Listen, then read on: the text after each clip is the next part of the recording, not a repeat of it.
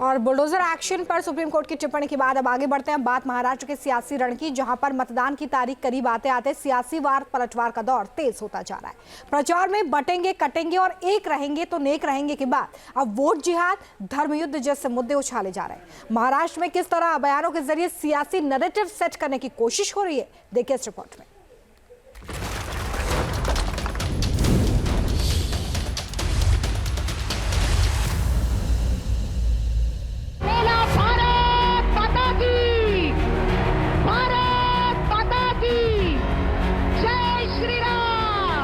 कांग्रेस के खतरनाक मंसूबों को फेल करने के लिए हमें एक रहना है, एकजुट रहना है। हम एक रहें तो सेफ है, हम एक रहेंगे तो सेफ रहेंगे। हम एक है तो हम एक है तो वोट जिहाद का जवाब वोट के धर्म युद्ध से हमको देना है। और आजकल तो ये ओवैसी भी यहाँ आने लगा है। तुमने बोला, अब तुमको खुजली होगी अब जब मैं बोलूंगा यहां से। अब सुनो देवेंद्र फडणवीस, तुमने कई एमएलएस को खरीद लिया, चोरी कर ली, तो तुमको क्या बोला जाए? डाकू बोला जाए या चोर बोला जाए? क्या अकोला जिले के ओबीसी के लोग आप बीजेपी को वोट करोगे? एक तरफ गेरुआ कपड़े डालते हो, दूसरों को उपदेश करते हो। खड़गे जी, मैं एक योगी हूँ और एक योगी के लिए देश पहले होता है। एक है तो नेक है, एक है तो सेफ है, और बटे थे तो कटे थे। हमें बटना नहीं है, एकजुट होना है। बटेंगे तो कटेंगे बोलते हो, और ये क्यों डाले? अरे आपका काम तो है सब कुछ जोड़ना।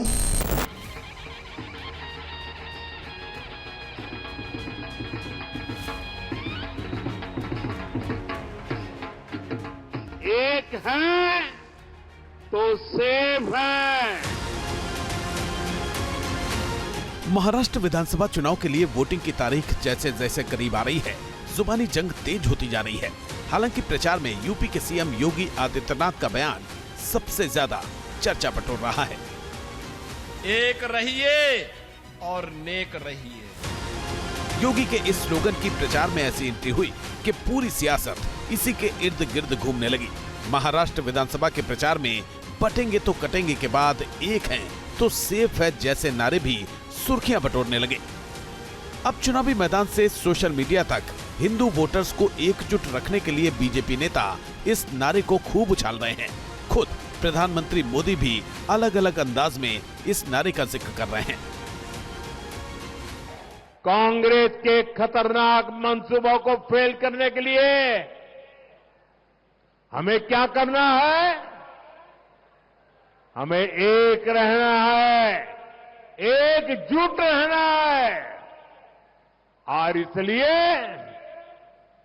मेरा आपसे एक ही आग्रह है, हम एक रहें तो सेफ है,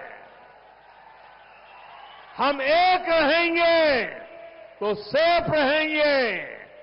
मेरे साथ बोलिए, हम एक है तो हम एक है तो हम एक है तो।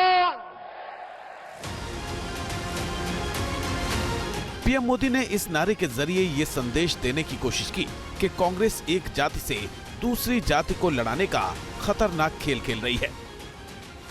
पीएम मोदी के इस बयान के बाद योगी ने भी बटेंगे तो कटेंगे के साथ एक रहेंगे तो सेफ रहेंगे के स्लोगन को अपने भाषण में समाहित कर लिया। एक है तो नेक है, एक है तो सेफ है, और बटे थे तो कटे थे। हमें बटना नहीं है, एकजुट होना है। दरअसल ऐसे नारों के जरिए बीजेपी नेता हिंदू वोटर्स से एकजुट रहने का आह्वान कर रहे हैं। राजनीति के जानकार पीएम मोदी के एक रहेंगे तो सेफ रहेंगे के नारे को बटेंगे तो कटेंगे के विस्तार के तौर पर देख रहे हैं। कांग्रेस को भी इस नारे के असर का अनुमान है। वो जानती है कि बीजेपी का ये नारा चला तो चुनावी समीकरण महायुति के पक्ष में मुड़ सकते हैं, इसीलिए वो इसे विभाजनकारी बता रही है। कमान खुद कांग्रेस अध्यक्ष मल्लिकार्जुन खड़गे ने संभाल ली है। एक तरफ गेरुआ कपड़े डालते हो, दूसरों को उपदेश करते हो, बटेंगे तो कटेंगे बोलते हो, और ये क्यों डाले? अरे आपका काम तो है सबको जोड़ना, सबसे प्रेम से बात करना, सबको एक रखना। खड़गे यही नहीं रुके, उन्होंने योगी आदित्यनाथ को आतंकी तक बोल दिया। बाटो काटो में क्यों जा रहे हैं? हाँ? लोगों को बोलते हैं बटेंगे तो कटेंगे, ये साधु का काम है, नाथ पंथ का काम है। अरे ये काम कोई टेररिस्ट बोल सकता है, आप नहीं बोल सकते। आप एक मठ के एक व्यवस्थापक हो और आप सब संसार छोड़ के क्या बोलते गेरुआ कपड़ा डाले, साधु संत क्या मोदी के जैसा झूठ बोलने के लिए डाले? खड़गे के आतंकी वाले बयान पर योगी आदित्यनाथ ने पलटवार करने में देर नहीं की। खड़गे जी, मैं एक योगी हूं और एक योगी के लिए देश पहले होता है, राजनीतिक स्वार्थ बाद में। यही अंतर है एक योगी में और आप में कि मेरे लिए देश पहले है, क्योंकि मेरे नेता मोदी जी ने हमें यही बताया है कि पहले हर काम देश के नाम। लेकिन आपके लिए कांग्रेस की तुष्टीकरण की नीति पहले है, और यही कारण है कि आप सच्चाई न बोल पा रहे हैं न समझ पा रहे हैं। मोदी योगी के बयानों पर बीजेपी और कांग्रेस की जुबानी जंग में एआईएमआईएम अध्यक्ष असदुद्दीन ओवैसी भी कूद गए। महाराष्ट्र के संभाजीनगर में एक चुनावी रैली में उन्होंने पीएम मोदी के एक है तो सेफ है के नारे पर तीखी प्रतिक्रिया दी। मोदी क्या बोल रहे? एक है तो सेफ है। मंजलिस क्या बोल रही? मोदी अनेक है तो अखंड है। भारत में अनेक लोग हैं, मराठा है, दलित है, मुसलमान है, क्रिश्चियन है, ईसाई है, ओबीसी है, तमिलियन है, पंजाबी है, तेलंगाना का है, तेलुगु बोलने वाला है, अरे अनेक है। तो भारत अखंड है। मोदी क्या बोल रहे? एक हो जाओ। कैसा होंगे बाबा? ओवैसी के महाराष्ट्र विधानसभा चुनाव के प्रचार में उतरने के बीच राज्य के डिप्टी सीएम और बीजेपी नेता देवेंद्र फडणवीस ने विपक्षी दलों पर वोट जिहाद कराने का आरोप लगा दिया और इसका जवाब धर्म युद्ध से देने की बात कर दी। हम लोगों ने पिछले चुनाव में वोट जिहाद देखा। एक प्रकार से उनके सारे धर्मस्थलों के ऊपर बैनर लगे, पोस्टर लगे, कस्में दिलाई गई और लोगों को वोटिंग के लिए बाध्य किया गया और कहा बस एक ही चीज करनी है, मोदी जी को हराना है। ये कहकर एक वोट जिहाद किया गया। हम लोग थोड़े सोए हुए थे, इसलिए कई जगहों पर हम लोगों को मात खानी पड़ी, लेकिन अब वोट जिहाद का जवाब वोट के धर्म युद्ध से हमको देना है। फडणवीस के बयान को असदुद्दीन ओवैसी ने लपक लिया और इसे आचार संहिता का उल्लंघन करार दिया। मेरा नाम लेकर जिहाद का नाम लिया जा रहा है, धर्म युद्ध का नाम लिया जा रहा है। क्या ये इलेक्शन कानून के खिलाफ नहीं है? क्या ये मॉडल कोड ऑफ कंडक्ट के खिलाफ नहीं है? ये लोकशाही है, जमहूरियत है। यहां पर धर्म युद्ध और जिहाद कहां से आ गया फडणवीस? ओवैसी की भाषा पर फडणवीस भी भड़क गए और उन्हें उन्हीं की भाषा में जवाब देते दिखे। और आजकल तो ये ओवैसी भी यहां आने लगा है। मेरे हैदराबादी भाई उधर ही रहना, इधर को मत आना, इधर को तुम्हारा कोई कामा नहीं है।